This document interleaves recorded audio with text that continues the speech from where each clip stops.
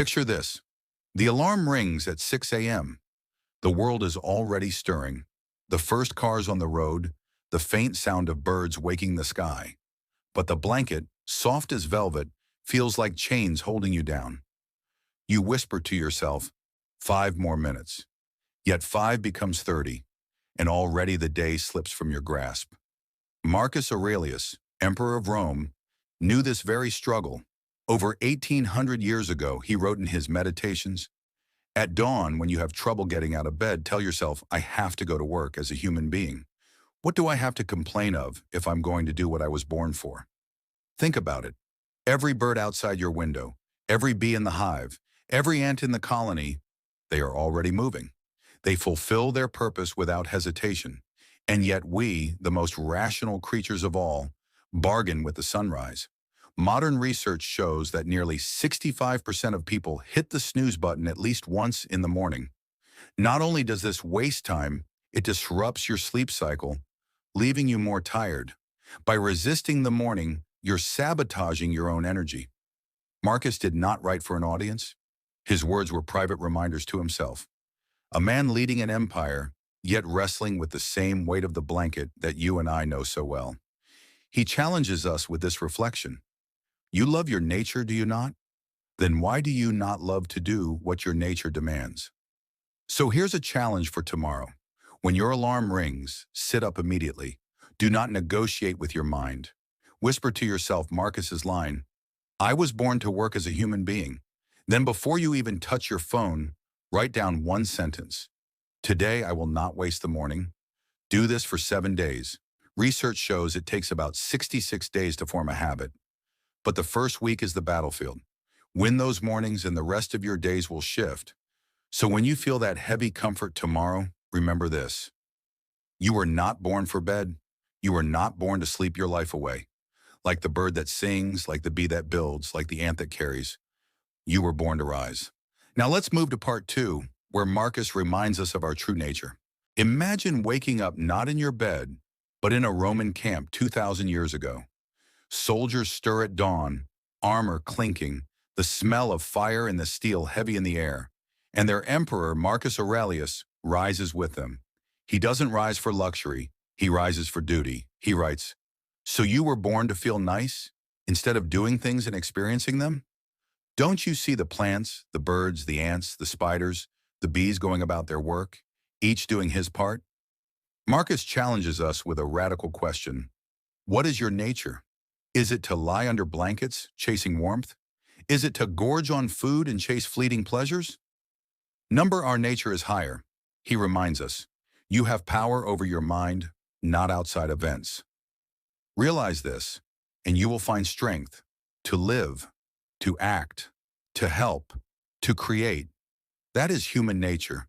And then he unmasks the illusion of limits. Nature gave us boundaries on food and sleep. We can only eat so much, rest so much. But work, contribution, service, there is no limit. Science echoes this truth. Humans spend on average 33 years of life asleep and nearly 13 years working. But here's the twist. People who find meaning in their work live up to 7 years longer than those who don't.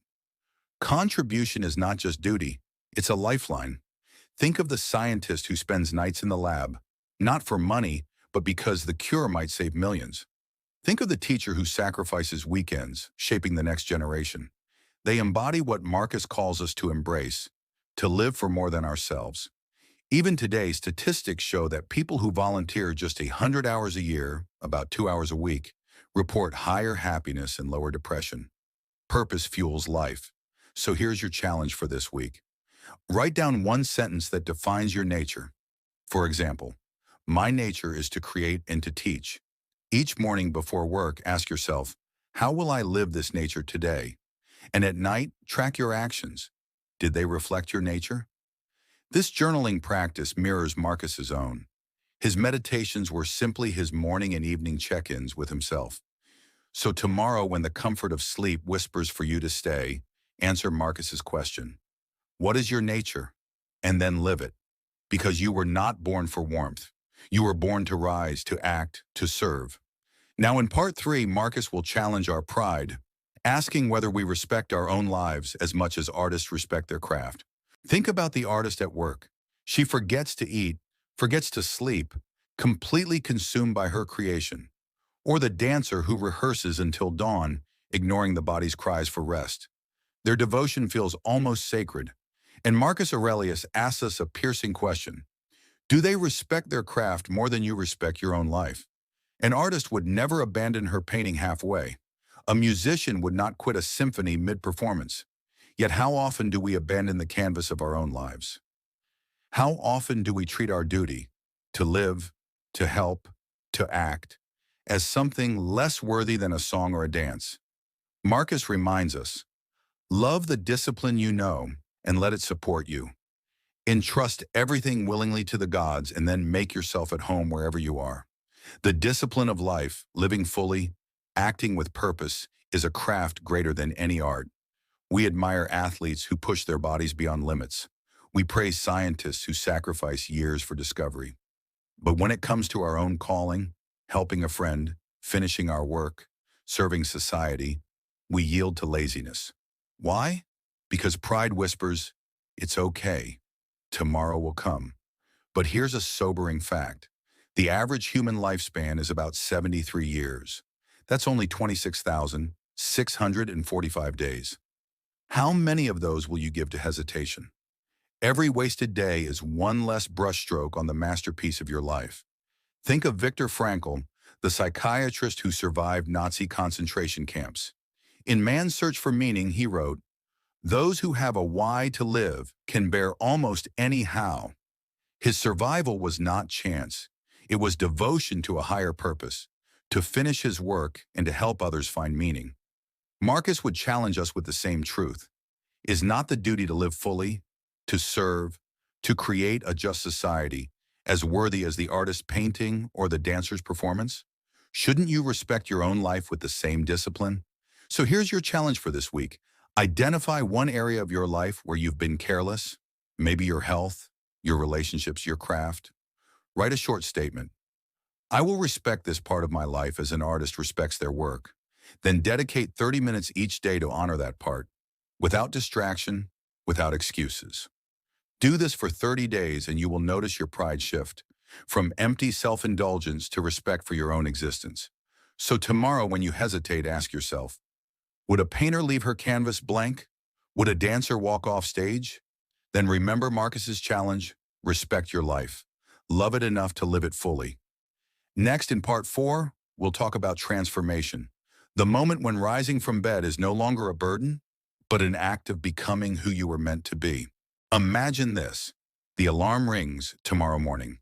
You open your eyes. For a brief moment, the blanket whispers, stay. But instead of hesitation, you rise. Not because you have to, but because you choose to. This is the transformation Marcus Aurelius spoke of. He wrote, "At dawn, when you awake unwillingly, have this thought ready. I am rising to do the work of a human being." That is the Stoic secret. Not to fight mornings with dread, but to transform them into an act of becoming. Marcus challenges us.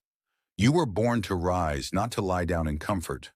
Were you made to feel good or to act? Don't you see the plants, the birds, the ants, the spiders, the bees doing their work? Nature calls us upward. Comfort calls us backward. Transformation begins the moment we answer nature's call. Neuroscience tells us that the first hour after waking shapes the entire day.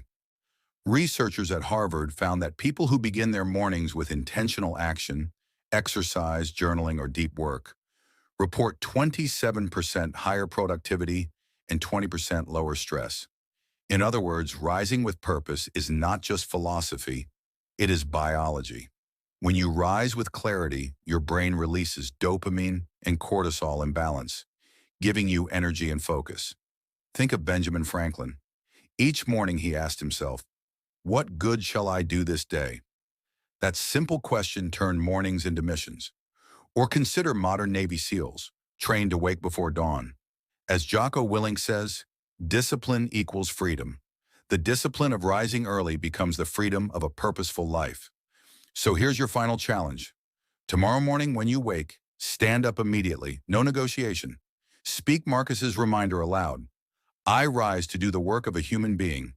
Then spend the first 10 minutes on a Stoic morning ritual. 2 minutes of deep breathing, remembering mortality. Memento mori. 5 minutes writing down 3 things you will contribute today. 3 minutes visualizing yourself overcoming one challenge with calm. Repeat this for 21 days. Studies show that 3 weeks of consistent morning practice rewires your brain to associate waking with energy, not resistance. So tomorrow, when the blanket whispers, stay, remember, you were not born for comfort. You were born to rise, to live, to serve. Marcus Aurelius gave us the morning secret of Stoicism. Each sunrise is not just another day. It is an invitation to transformation. Rise tomorrow, live tomorrow, make tomorrow better than today. Because the world does not need another sleeper. It needs you, awake, alive, and ready. If Marcus's wisdom speaks to you, let it guide your mornings. Subscribe to Making Life Better, where we bring timeless, stoic lessons to light so you can live not just another day, but a better day.